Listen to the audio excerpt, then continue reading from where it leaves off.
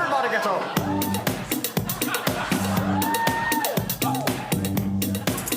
Everybody get up.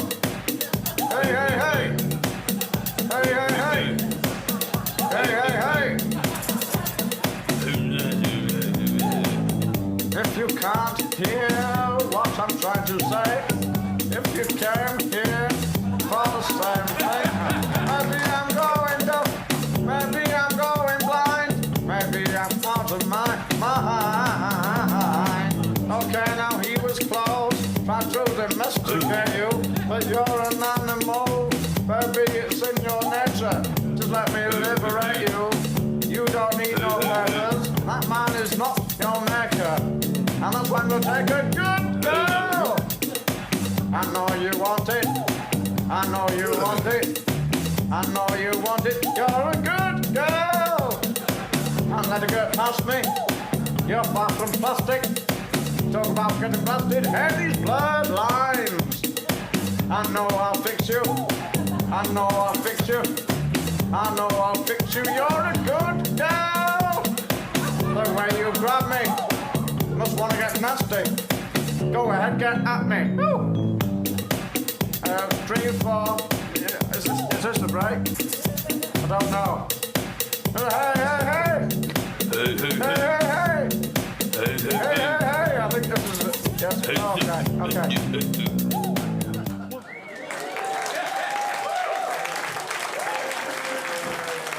What other memorial could you see that? I'm aware, by the way, that is in truly horrible taste, but we're here to celebrate a man's life, so you can't judge me. Anyway, folks, when Gareth and I, did Ellis and Rose, as I said earlier, I was always kind of the, the exasperated straight man, the kind of, the foil, basically, to Gareth's kind of manic buffoonery, which meant that he basically did all of the physical comedy.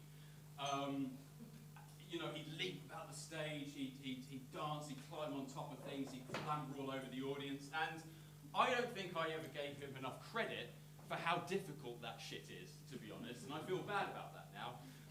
There was one routine that we did several times, which basically involved Gareth inflating a condom on his own head, and then I would perch and showcase a variety of hats on top of it, and then he'd pass out into my arms. I'd pop the condom and he'd collapse on the floor. He'd be covered in bruises every time we did it.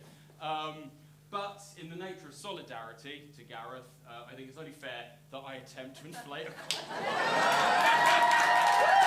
He'd be annoyed if I didn't.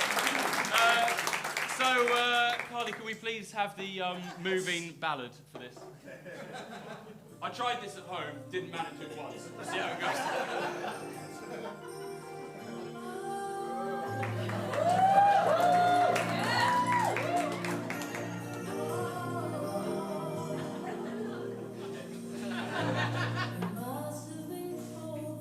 He did it that way.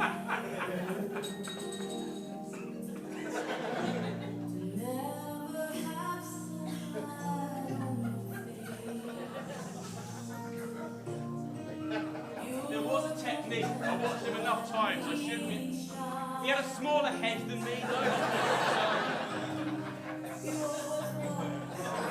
Oh, shit, it's working! Yeah!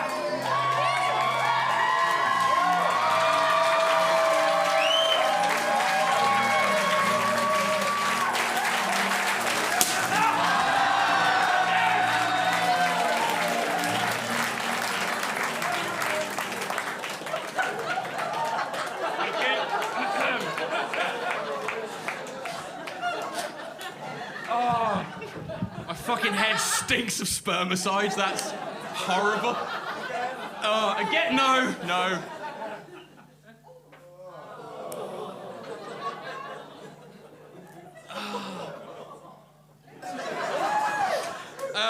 That was fucking grim. I think I snotted all over it, sorry.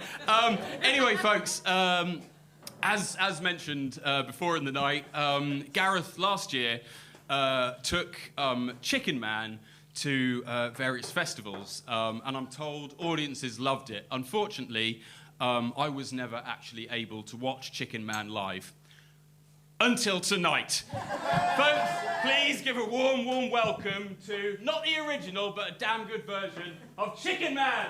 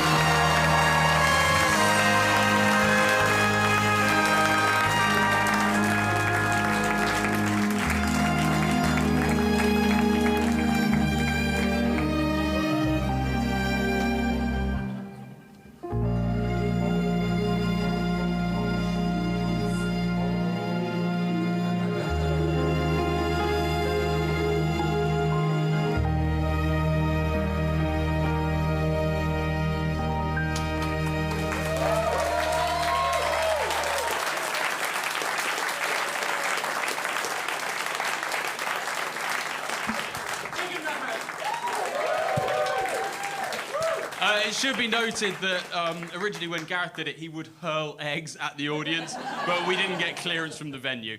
Oh yeah, do you want to show your sign?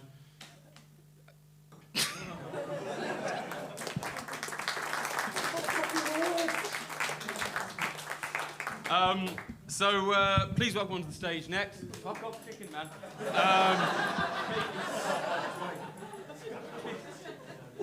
That's the best bit of the act. Please welcome to the stage next a couple of festival stalwarts who knew Gareth very well, Laura and Ollie.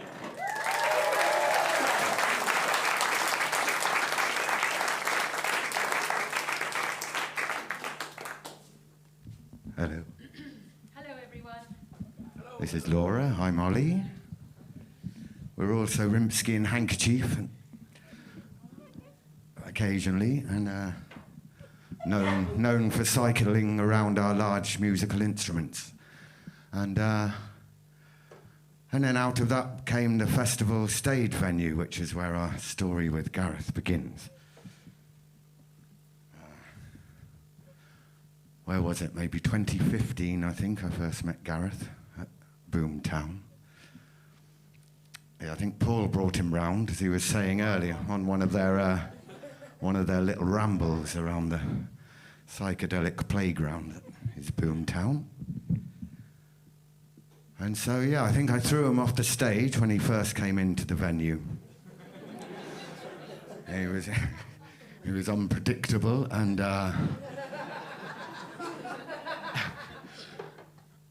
And I just didn't trust him around any of our things. That was our first meeting.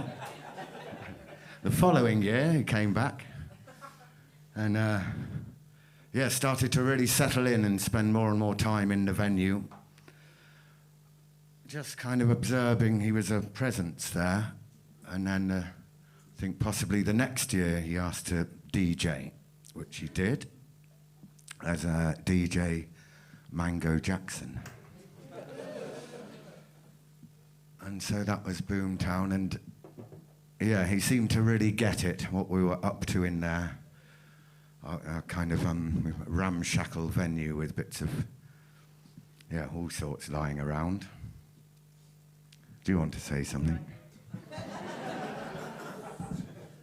Okay, so we'll fast forward to the bit where I got acquainted with Gareth in 2022. So we'd had this 2-year gap from being able to do the festivals, and we were putting together our crew from scratch, and Gareth started sending messages through about Glastonbury. And as anyone that knows about Glastonbury, tickets are gold dust, and choosing the crew is always very difficult. And Gareth was sending a series of messages. Oh, could I come along and I'll be really helpful, and I could offer DJing, and it's like, oh, there's loads of DJs already, it's not really a unique selling point. And then there'd be like a month's gap, and then he'd hassle us again. It was just the right amount of time so we didn't write him off as a pest. And we would still keep forgetting about him, and then I think the third or the fourth time he said I could... Has any of the crew died yet? Yeah, after we'd put him off. But then he said I could bring along Chicken Man. And when we read this, the two of us looked at each other and we're like, send a film, maybe. Now we're talking. Yeah. It was like, absolutely yes. You're in. And he came along with Chicken Man, and but not only did he do Chicken Man, he ended up being a really solid crew with comparing, with showing up, with holding the space when it's too busy, all of those things that you really want from a crew member, no matter how messy he'd get or how far away from the yard he'd get. Rimsky's Yard is the name of our stage venue, by the way. He'd show up when he said he would, and he was completely reliable. Except with a drill driver, and he started out trying to offer his help in any way possible, which was, building the yard in the first place. We don't need to talk so much about that. No.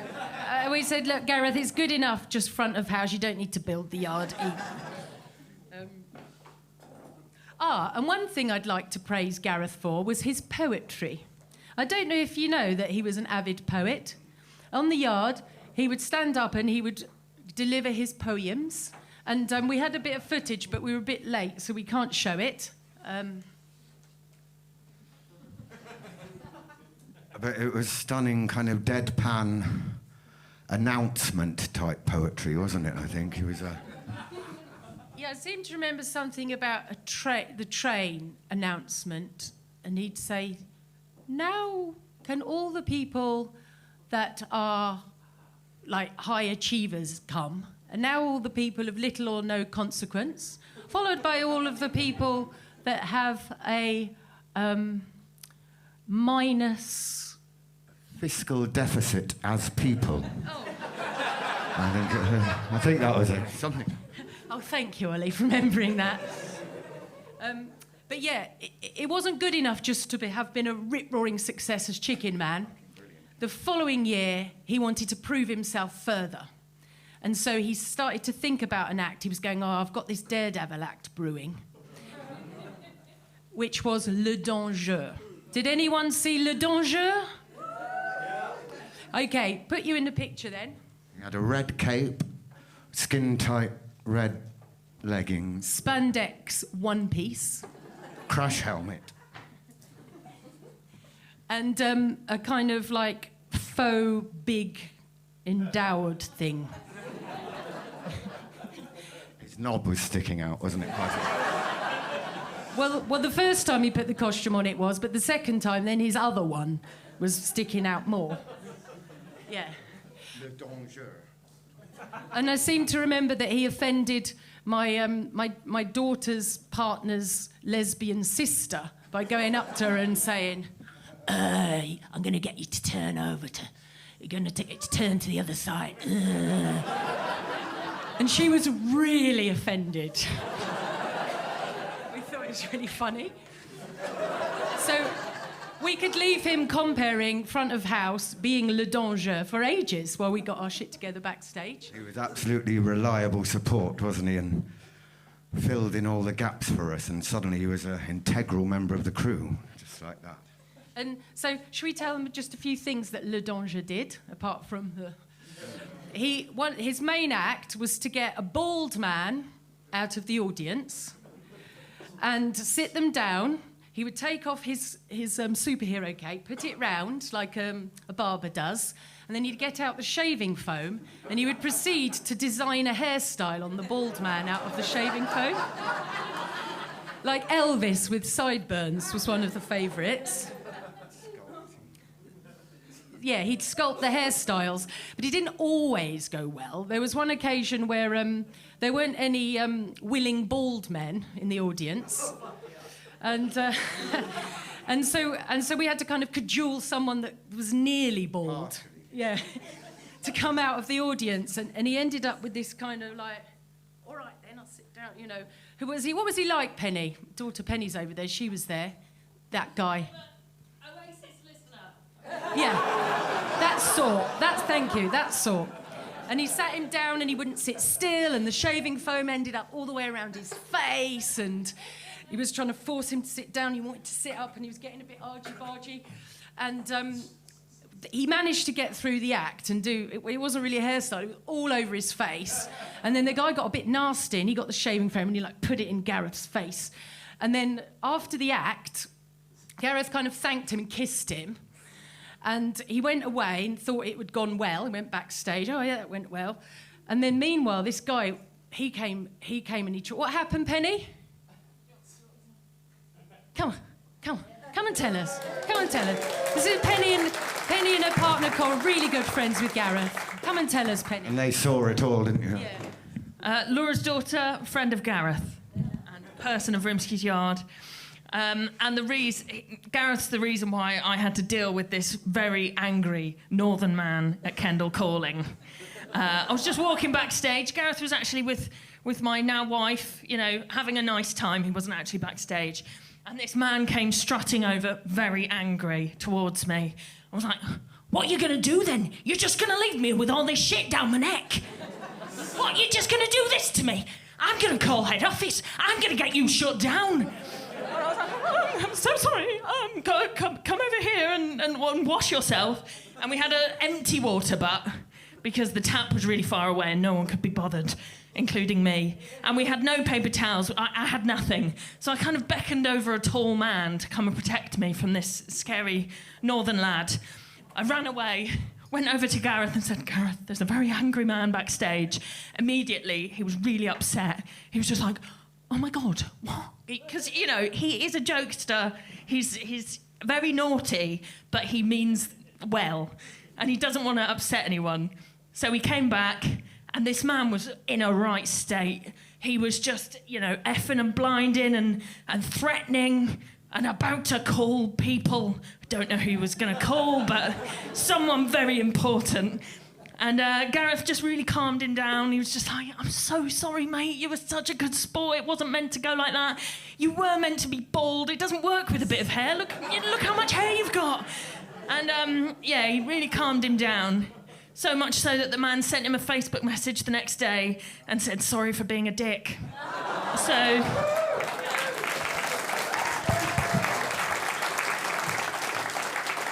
Thank you, Penny, for helping me out there with that story. So yeah, that was Le Danger. But we should also mention one of the other things he did as a daredevil. He got some really, really pointy things, ice cream cones, and I think he laid 10 ice cream cones down on the stage, and he was going to headbutt each one into smithereens, and he'd never tried it before. So he tried it for the first time in front of a live audience, and it was really difficult and really painful. They're quite tough, aren't they? A bit like an egg or something on the end. Go on. And he got through it, and he ended up with this massive welt on his forehead that he went to work with on Tuesday. Did he? And the other thing he did, Rich, he got a little boy and he put the condom on the head of the little boy and got the little boy to blow it up with his nostrils.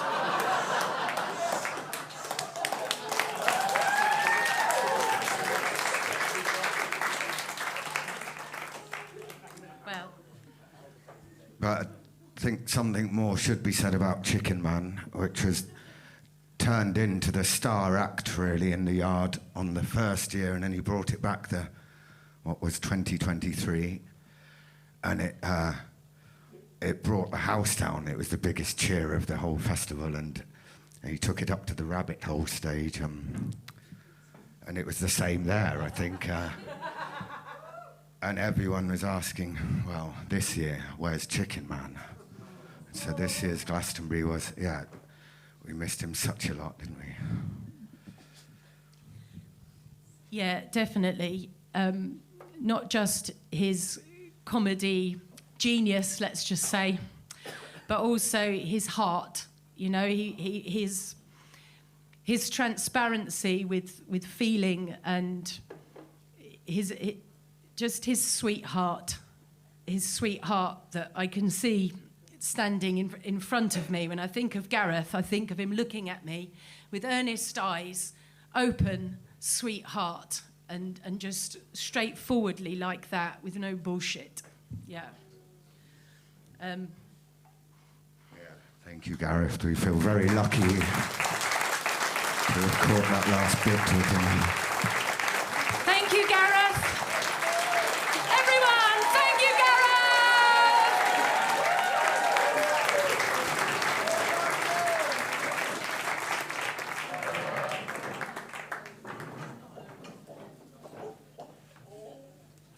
Please welcome on now a good friend of Ellis and Rose. He had us on at his comedy night several times, and I think it's fair to say he saw both the best and, without a doubt, the fucking worst of us. Alexander Bennett.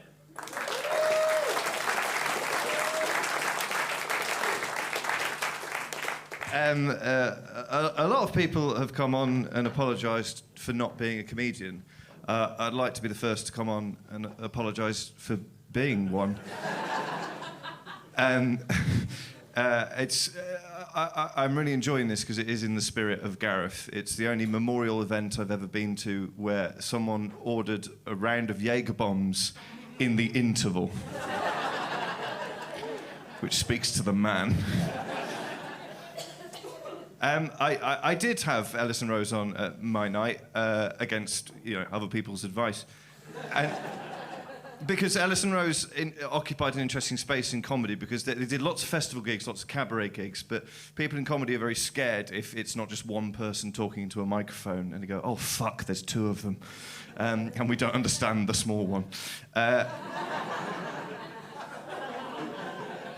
This guy we've got a grip on, but what the fuck is that? But I thought they were fantastic, and the reason is, and I've been struggling to think of sort of what I might say, but when you're a comedian, a question that you get asked is, just members of the public will go, what's your favourite comedian? And that's a terrible question to be asked, because you have to think, okay, which 4 people have you heard of? And I'll say one of them, and they'll go, oh, I don't particularly like them. And then they'll say who they like, and I'll say, oh, they're very good at what they do, which is code for, I think they're fucking shit.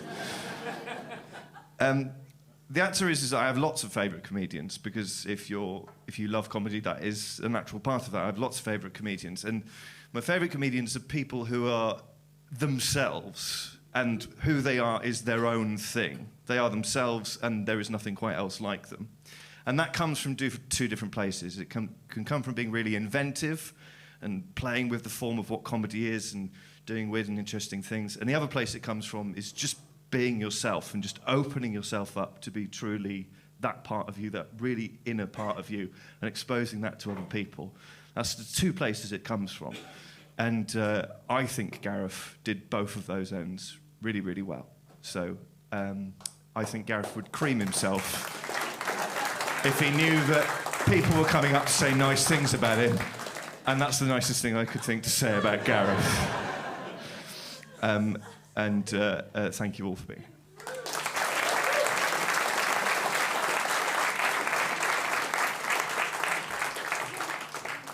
All I heard there was Ellis and Rose are my favourite comedians. Is that what you were getting at? Yeah. Oh yeah, Ellis in brackets and Rose.